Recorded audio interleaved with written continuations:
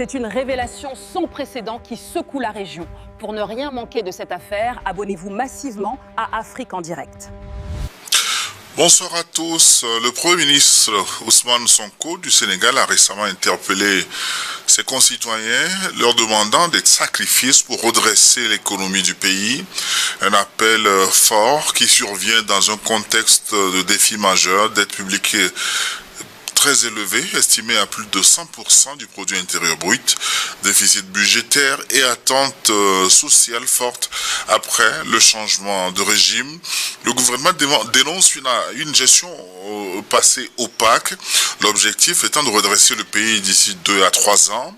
Ce soir, nous décortiquons cet appel, pourquoi ces sacrifices, comment se traduisent-ils concrètement et comment la population les reçoit-elle. Avec nous, Mamadou Diouf, notre éditorialiste maison. Bonsoir, Mamadou. Bonsoir, Gilles. Nous disons que vous allez très bien. Je vais très bien, Dieu merci. Ce qui contraste peut-être avec le Sénégal. Pour faire le diagnostic de la situation, le Premier ministre parle d'un déficit budgétaire élevé, d'une dette critique. Quel est exactement l'état des finances publiques du Sénégal et pourquoi le gouvernement insiste-t-il sur la gravité inédite de la situation, Mamadou Diouf? Les finances publiques du Sénégal se portent très mal. Tout récemment, lors de la rencontre avec le FMI qui devrait aboutir sur un accord pour des facilités pour le Sénégal, des accords n'ont pas pu être signés et le représentant résident du FMI au Sénégal a dit qu'ils n'ont jamais vu sur le continent africain une dette cachée à la hauteur de ce qu'ils ont trouvé au Sénégal. Je crois que c'est un indicateur clair sur le fait qu'il y a véritablement un problème par rapport à l'endettement du Sénégal à l'heure actuelle. On parle d'une dette qui est autour de 130%. Maintenant, quand vous arrivez au pouvoir, vous avez promis aux populations de résoudre un certain nombre de problèmes.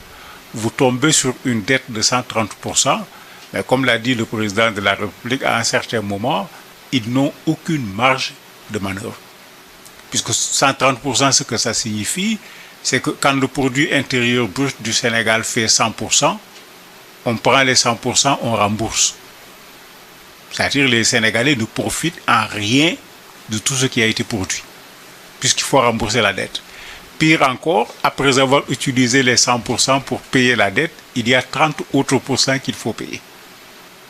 Donc le président avait dit clairement qu'il n'y a pas de marge de manœuvre, donc il va falloir que les gens se serrent les coudes pour que le problème soit résolu. C'est dans ce cadre que le Premier ministre a proposé ce qu'il appelle le plan de redressement économique et social, qui fait grincer des dents parce que on va demander. Ce que vous êtes sur le point de voir maintenant va vous surprendre encore plus. Ne partez pas et assurez-vous d'être abonné à Afrique en direct pour ne rien manquer. Demandez au Sénégal de serrer la ceinture. Les plus jeunes ne connaissent peut-être pas cela. Les plus vieux ont connu les plans d'ajustement structurel et autres sous le président Abdou Diouf à l'époque. Ces gens-là commencent à graisser les dents en s'interrogeant sur quels résultats cela va donner. Mais Ousmane Sonko propose qu'on fasse un effort sur 2 à 3 ans, parce que ce n'est pas clair sur ce plan-là, 2 ou 3 ans, et il promet qu'après les 2 ans, le Sénégal sera définitivement sur les rails du développement. Oui, mais comment en est-on arrivé à une dette cachée de cette ampleur? Comment ont-ils opéré? On a tous les problèmes du monde, aussi bien sur la terminologie que sur ce qui s'est passé. Le pouvoir parle de dette cachée. L'APR, le parti du président Macky Sall, qui sont les concernés, puisque c'est eux qui ont géré, disent que ce n'est pas une dette qui est cachée, c'est une dette qui n'avait pas été déclarée. Bon, entre les deux, j'espère que la différence de point de vue linguistique, en tout cas, n'est pas bien grande. En fait, ce qui s'est passé, il y a les normes de l'UEMOA qui sont là, il y a les normes de l'Union africaine qui sont là en matière d'endettement. Un pays doit se débrouiller pour que son endettement ne dépasse pas 70%. C'est comme une ligne rouge. Quand on dépasse les 70%, on se retrouve dans une situation où ceux qui doivent payer, plutôt prêter de l'argent, hésitent en se demandant est-ce que le pays sera capable de payer si son endettement atteint déjà 70% de son PIB. C'est un peu ce qui se passe dans les banques. Quand vous allez dans les banques, vous voulez emprunter de l'argent, on regarde votre salaire. Généralement, ils jouent sur ce qu'ils appellent le tiers cessible. Puisque c'est avec votre salaire que vous vivez, il faut payer la location, il faut payer l'école des enfants. Ben, la banque ne va pas accepter de vous faire un prêt et de prélever 100% de votre salaire. Souvent, ils prennent le tiers en considérant que c'est le tiers que vous pouvez rembourser. Et sur la base de ce tiers, on va dire qu'est-ce qu'on peut prêter, qu'est-ce qu'on ne peut pas prêter. En fait, c'est ce qui se passe avec nos États également pour qu'on ne se retrouve pas dans une situation extrêmement grave où on dit que le pays est en banqueroute, le pays ne peut plus payer sa dette, ce qui crée une faillite comme ce que la Grèce a connu à un certain moment. Maintenant, ceux de la PR disent non, c'était des stratégies qu'il fallait mettre en place parce que le pays avait besoin de s'endetter et si on avait présenté tous ces éléments, le Sénégal va perdre son nom, sa signature à l'échelle internationale, ce qui est le cas actuellement. On a été dégringolé par un certain nombre d'organismes de notation. On est là, on a du mal à avoir un accord avec le FMI parce que comme d'habitude, le FMI vient avec ces conditions qui sont drastiques que tout le monde connaît. C'est à cause de cette situation au niveau de l'endettement en particulier. Eux, ils avaient opté pour ce qu'ils appellent la vérité. On a vu une chose, on pouvait cacher, continuer avec le même système, mais ils disent qu'ils préfèrent dire la vérité, qu'on arrête une bonne fois pour toutes et qu'on relance le pays. Mais il faut dire qu'à l'heure actuelle, ce qu'ils ont fini par découvrir dépasse ce qu'ils avaient pensé, ce qui leur revient maintenant en quelque sorte sur la tête comme un retour de bâton avec des difficultés par rapport au marché international, pas celui de l'UEMOA quand même, mais sur le marché mondial, il y a de l'hésitation parce qu'à 130%, on se pose des questions, est-ce que la dette est soutenable ou pas? Oui, c'est ce qui arrive souvent quand on veut crever l'abcès coûte que coûte.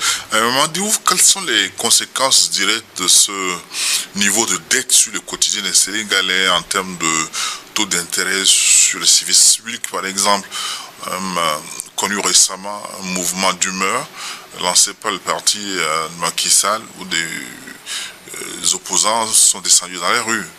Oui.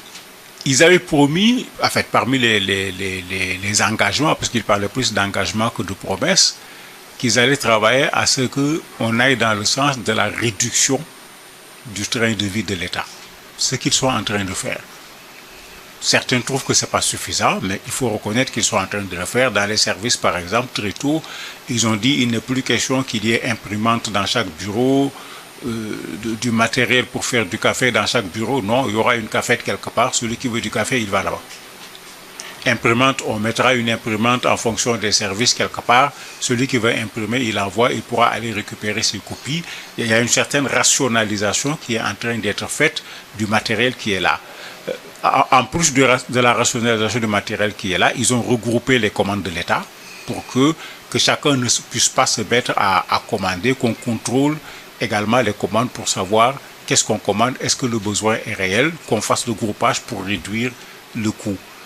Vous avez le président de la République qui, dès qu'il est arrivé, a dit mais on ne va pas se fatiguer avec les protocoles. Quand il part à l'aéroport, on n'a pas besoin de mobiliser tous les ministres pour aller à l'aéroport ou quand il revient, il part assez facilement par rapport à ce qu'on voyait d'habitude. Il revient également de façon aussi modeste. Donc il y a quand même des choses qui se font, mais l'opposition trouve que ce n'est pas suffisant en indexant les voyages du président de la République, en indexant les voyages du Premier ministre également. Mais ça, c'est le jeu politique, ça ne peut pas se faire autrement. Là où se trouvera le vrai problème, ce n'est pas dans ce que l'opposition va dire ou pas, c'est jusqu'où les Sénégalais vont pouvoir attendre. Parce qu'il y avait des promesses, et jusqu'où les Sénégalais vont accepter la partie qui va les toucher. Bon, si je donne un exemple, eux, ils ont fait une option parce qu'ils disent presque redressement économique et social. Par social, ils disent qu'ils vont éviter tous les produits qui touchent le Sénégalais qui n'a pas suffisamment de moyens. Ils n'ont pas taxé le riz, l'huile, le sucre, etc. Ils disent qu'ils vont taxer ce qui n'est pas nécessaire. La loterie nationale, par exemple. Les jeux de hasard de façon générale. L'alcool, je trouve que ce n'est pas une nécessité. Le tabac, qui va être également taxé. Les transferts d'argent, ils l'ont touché à 1%. Au niveau des grosses salles de vente, les grandes surfaces également, il y a une taxe qu'ils ont ajoutée. Ça, le Sénégalais le ressent.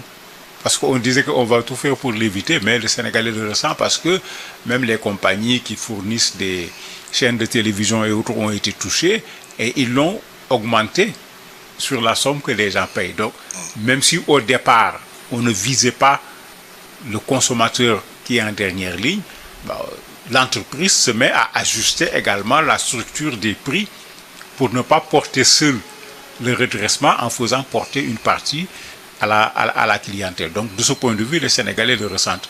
Mais là où les Sénégalais le ressentent le plus, c'est plutôt l'attente pour la réduction des coûts de l'électricité, des coûts du carburant.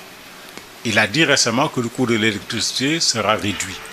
Bon, il y a des possibilités. Le Sénégal a du pétrole actuellement, le Sénégal a du gaz.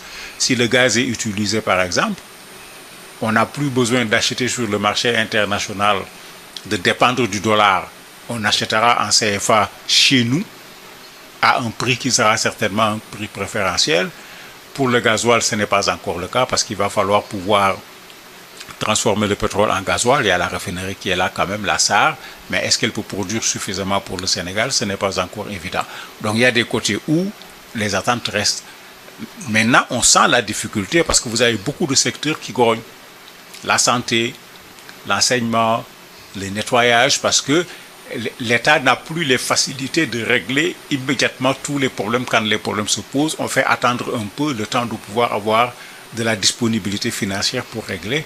Là, on sent effectivement que les finances publiques du Sénégal aujourd'hui ne se portent véritablement pas bien. Si cette vidéo vous a choqué, attendez de voir ce qui arrive. Pour ne manquer aucune de nos incroyables histoires à venir, abonnez-vous dès maintenant à Afrique en direct et activez la cloche.